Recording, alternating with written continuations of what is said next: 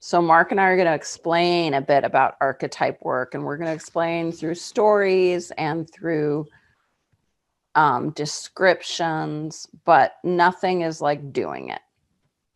So I like to first point out that the kind of archetype work we're doing here is about parts of ourself. The word archetype, I think Jung was the first one to talk about that. And we did not have 10 years of training in Jungian psychology.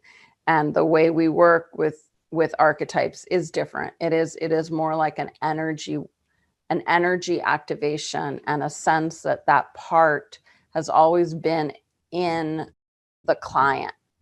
And so their truth, their advice, their counsel is within them, and that's what they're accessing. We are not going into shadow work. We're not looking to integrate the parts of the self during this session that are weakened or lost or in any way needing correction. We are instead really focusing on the parts of the client that are empowering and helpful. So just really want to make that distinction. And anyone who does work with shadows, for the sake of this practice session, when working here in this environment, just stay with the positive sides of the archetype, okay? Of the energy within the person. That doesn't mean, we're not saying that other work isn't really wonderful and relevant and fabulous. It is. We have nothing but great respect for that. It's just within a coach training, within this format, we have to decide clearly what we can do, what we can teach, and how we can empower the coaches we train. And this also makes this work very, very safe, because when you're empowering the positive, caring, benevolent side of a person's archetypal energy, you're really only bringing out support and encouragement and wisdom, really deep inner wisdom in your client. And that is very safe. Now, the only times I would not use this session is if a client has, I'm forgetting the clinical term for it, but it used to be called multiple personality disorder, dissociative disorder. Yeah.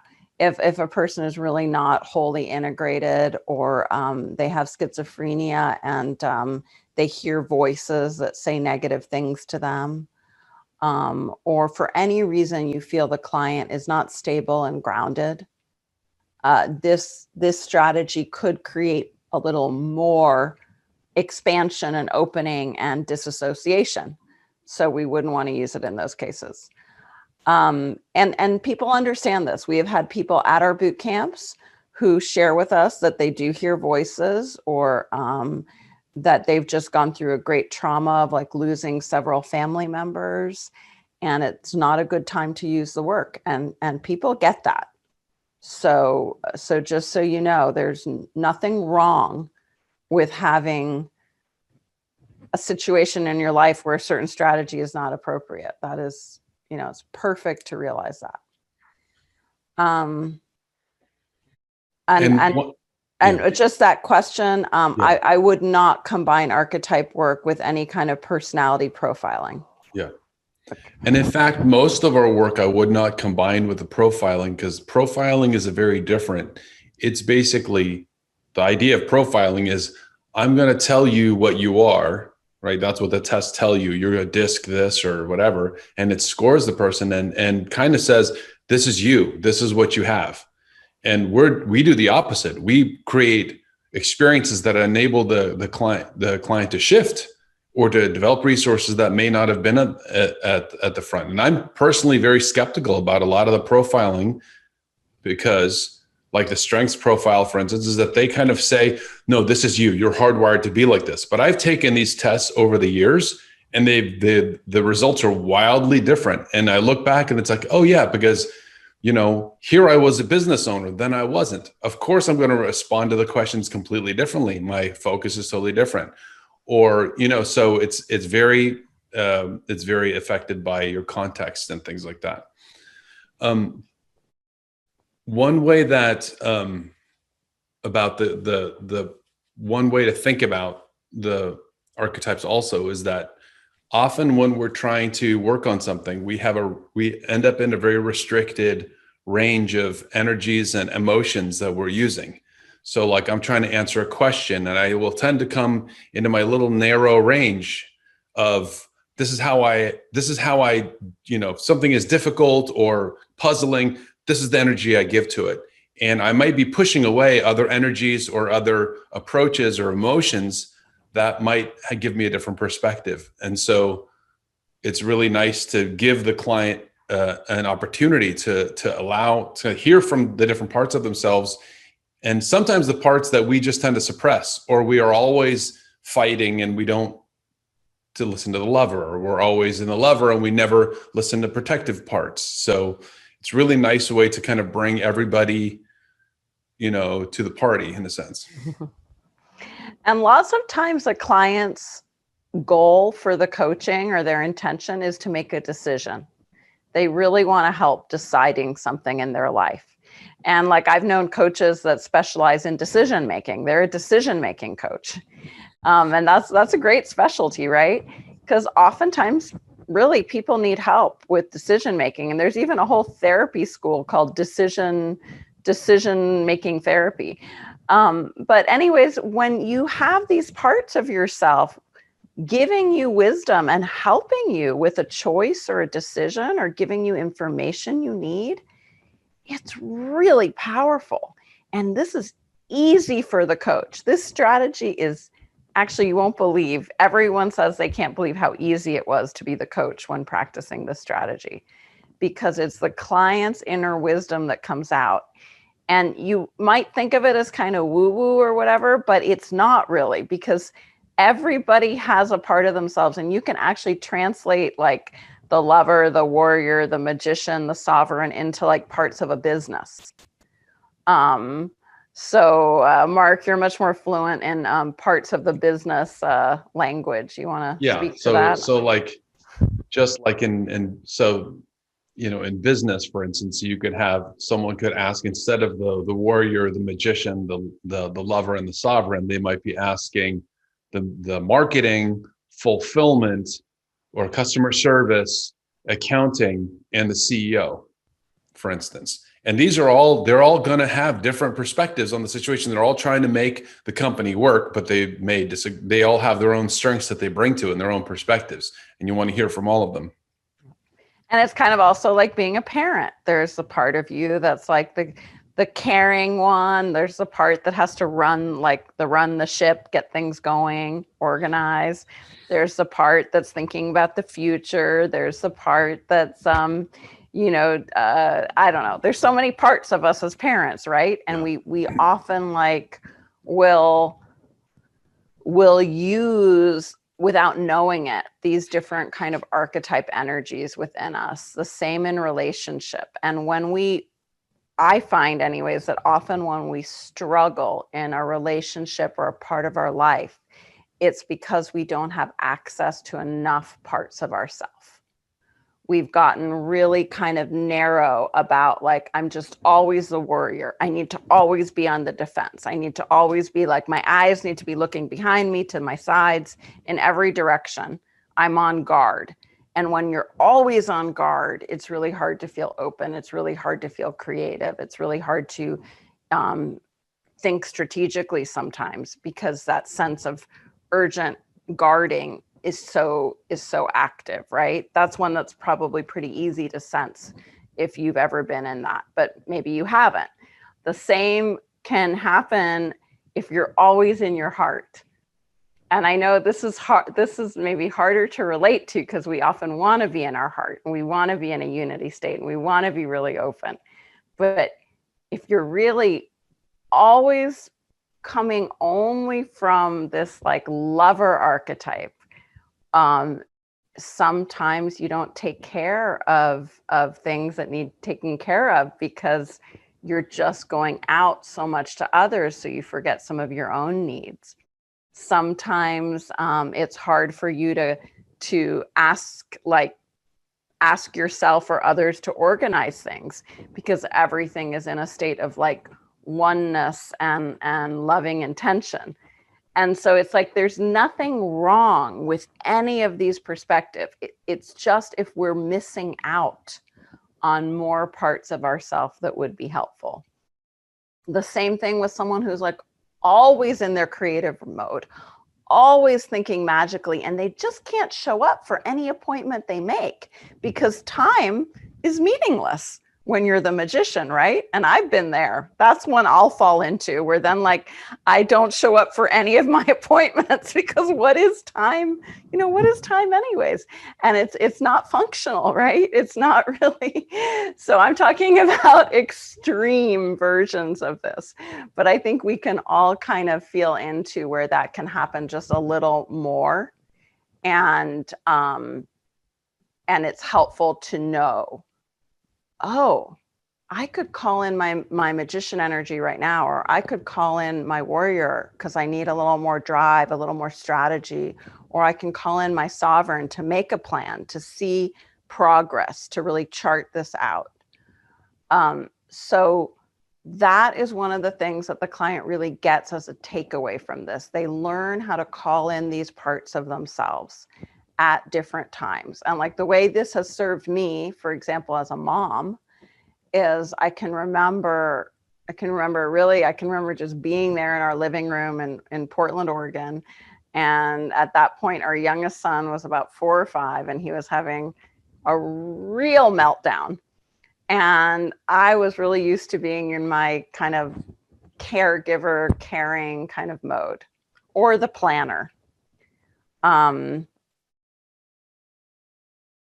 And none of it, like what I was being in that moment was totally unhelpful. And I actually asked for like the ancient kind of energy within me that was very actually masculine in nature and very steady and solid. And I don't know really what archetype, it was sort of a mixture of the warrior and the sovereign. I just really asked it to come in and be of assistance to myself and to my child who was really having a hard time. And I remember just when I listened to that energy, I was able to parent in a way that was much more effective, much more actually comforting than kind of just reaching out and trying to solve everything. So I don't know if that's the best example, but that's the one that came to me. One way to think of the archetypes is that it's almost like you say, I'd like to invite the lover archetype, and it's almost like an empty vessel that the client then fills with whatever happens to come into there. And there's no lid to it. There's no, like whatever comes into it, it's very unlimited. But it's, what do you mean, Mark? An empty vessel? I'm confused. I guess this is how it's I guess a metaphor that I'm using is that I think of it as that when someone is invited to be the for instance, the lover, and I know some people are wondering, when do we we'll get into the specifics. We're kind of giving the general kind of attitude towards it, but what you put, the archetype that shows up for you allows anything related to the lover to be expressed. And that's a real nice thing, because a lot of people have not been given that opportunity to say, here's the warrior, what comes up? And they're like, warrior? I don't get to have a warrior. Yeah, you can have whatever warrior comes up. And then it's, it enables it to become part of the conversation. And for today, I really want everyone to stay with themselves, not with a key person or a relationship issue when they're using archetypes. This is going to be about you, about something you want assistance on. So we're going to start by making a question that's a going towards question. And that is like a how can I, what ways do I bring tools in? What's better for me? So this is about you, not about someone else. So let's start to, I want you to start to think of questions that you could ask these different parts of yourself. And the way we do this process is first we always ground and center and kind of come back to the core self in a really relaxed and settled way.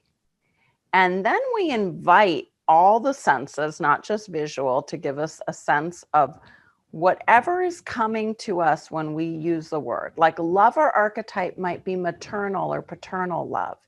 It might be a sense of universal caring. It might be like a grandmother or grandfather.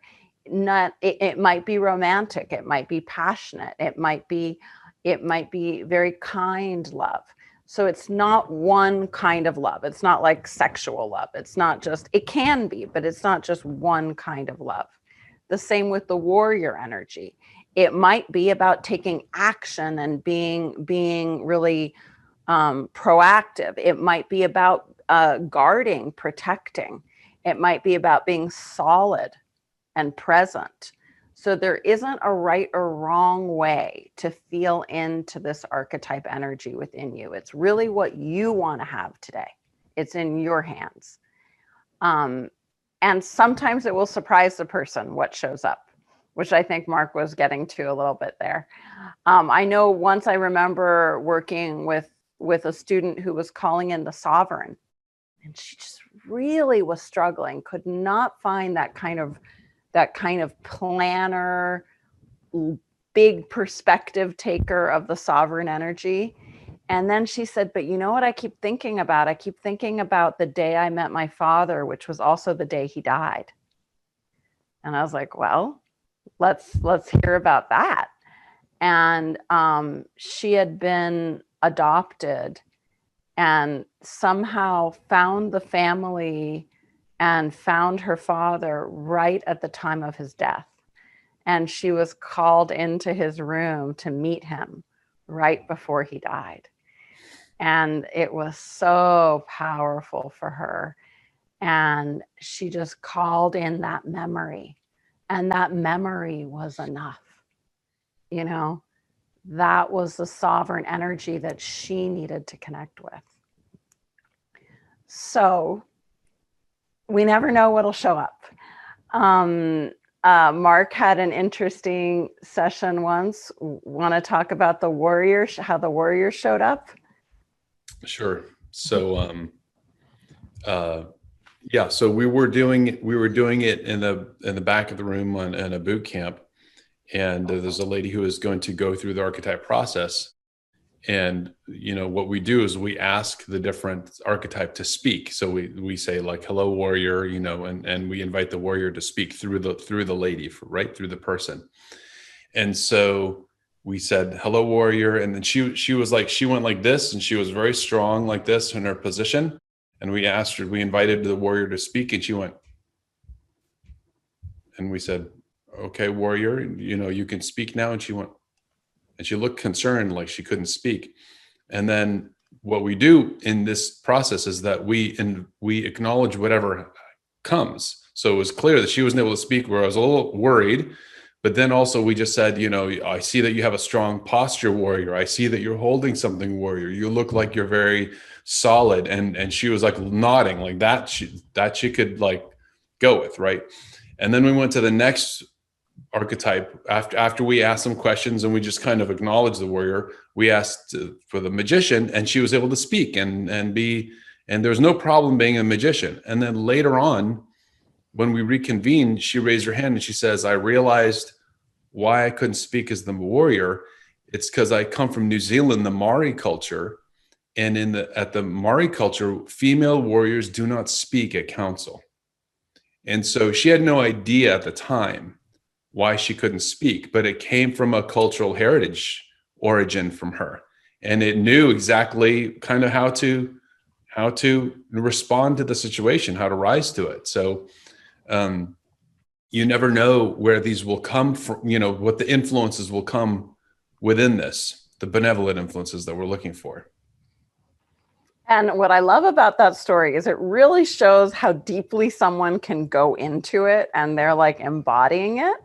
Now you don't have to do that.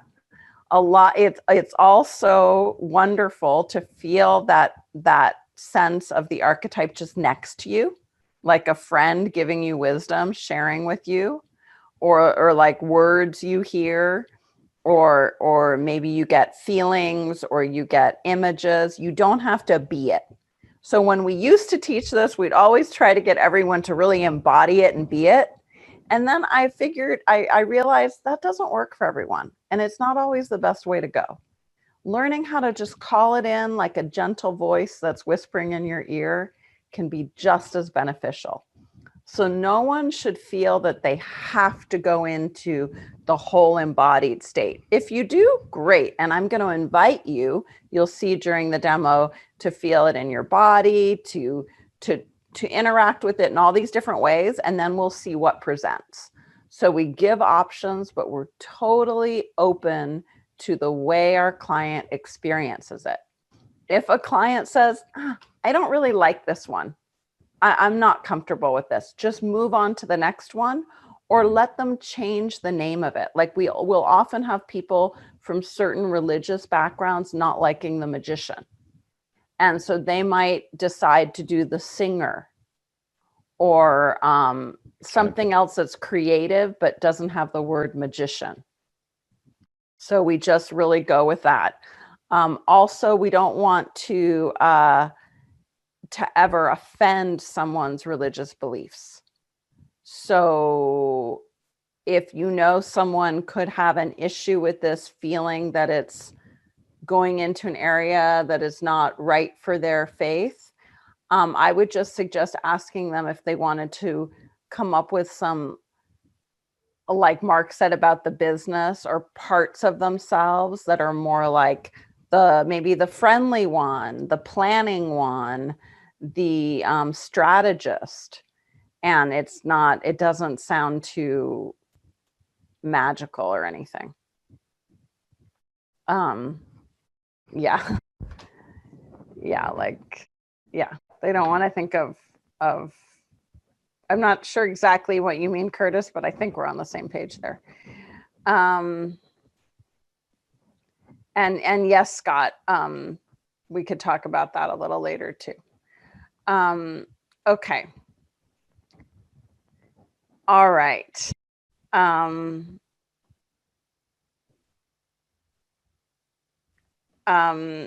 So, and there's different ways to do this work. So Andrew, I'm not sure your exact training, like with that. I find that this is very accessible the way we do it for most people. And in the length of time we have for training, this has just worked remarkably well for coaches. So I think everyone's going to be really happily surprised. So how about the questions?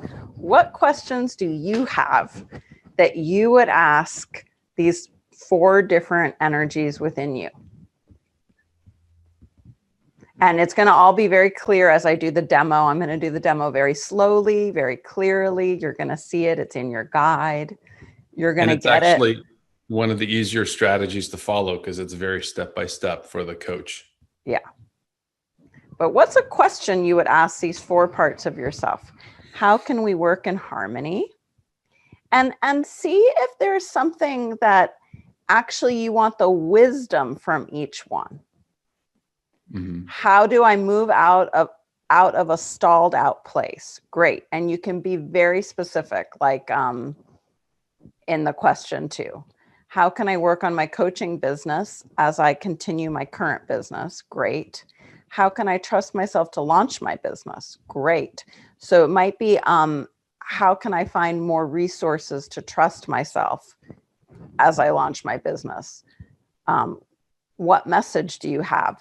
So that one's a little too general. See if you can ask for specific learning in a certain area. The more kind of focused in you are, the more those parts of yourself will respond like a coach. Who I can be in my energy drop down. Oh, so maybe how can I help my energy when it drops down? How would that feel, Julia? So a lot of the coaching actually comes in finding the question. That's why we're going through these. Mark, do you see any that could be more towards questions? Yeah, often the questions are how. So there might be something that you want to do, somewhere that you want to go, and you're thinking, but how do I start, or what energy, what do I bring to it? So archetype is very good to say, okay, so, How do I find strength in my life purpose? How do I find the focus for my business? How do I, and even more specific, like, Yep. should I do Yeah. this kind of coaching or this kind of coaching? Yeah. Should I start with a public talk or should I start with calling my friends? Like, you can be very specific with these parts of yourself. And often, and you will ask every part of yourself, how can you call them in? How can you reach out to them more often? That's going to be part of every process.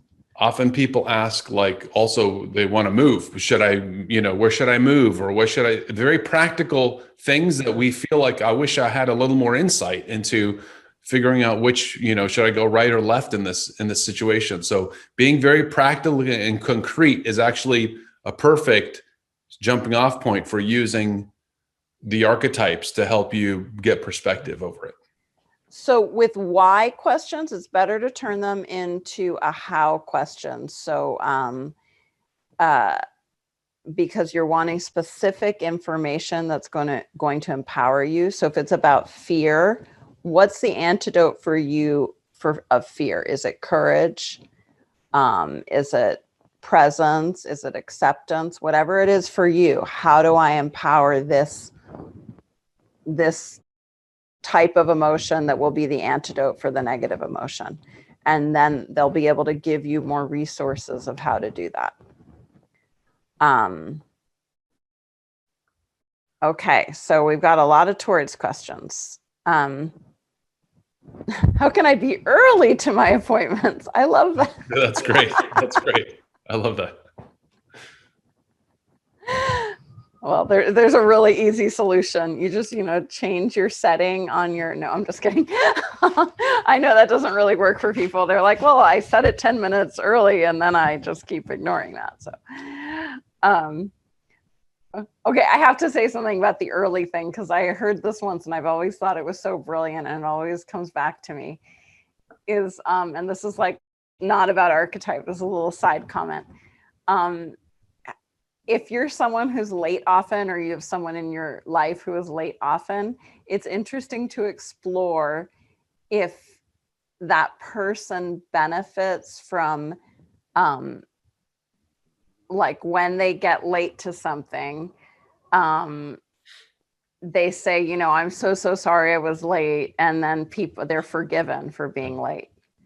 And so they need that kind of gentle, like, forgiveness from people in their life for being late. And I don't know, for me, that was a really, like, that was one of those comments I was like, wow, that is pretty deep, that sometimes we're just looking for a little bit of like kindness for something we do. And not that we should, if we want forgiveness, we should all be late. I'm not saying that, but it can have an interesting kind of secondary benefit. And being early can too. Just think of all that time you have to meditate or do something nice when you're early to something. Okay. What can I do for people to take me serious? So I would turn that inward. Maybe, how do I do things to take myself more seriously? So keep the question about you. Mm-hmm. How can I feel in charge of my mind? What does charge? I mean, charge will mean something to you, but it'll be good for your coach to understand. So does that mean organized? Does that mean able to, like, understand? What does in charge of my mind mean? And then maybe ways to experience that more. And don't hesitate to ask should I move to Kansas or Arizona kind of question. Mm-hmm. And also, more is a good word. So how can I feel more like this way? So, you're it's not, you're not asking for completely replacement. It's just, how can I access this more in my life? This, how can I feel more creative in my, business building or something like that? Yeah. And you're going to ask the same question to every archetype. Your coach is going to ask for you. The coach is going to take notes.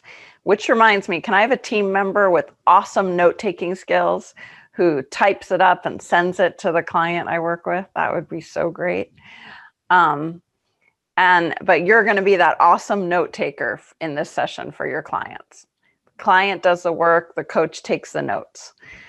Okay, so let's get a volunteer. And this question could be about any part of your life.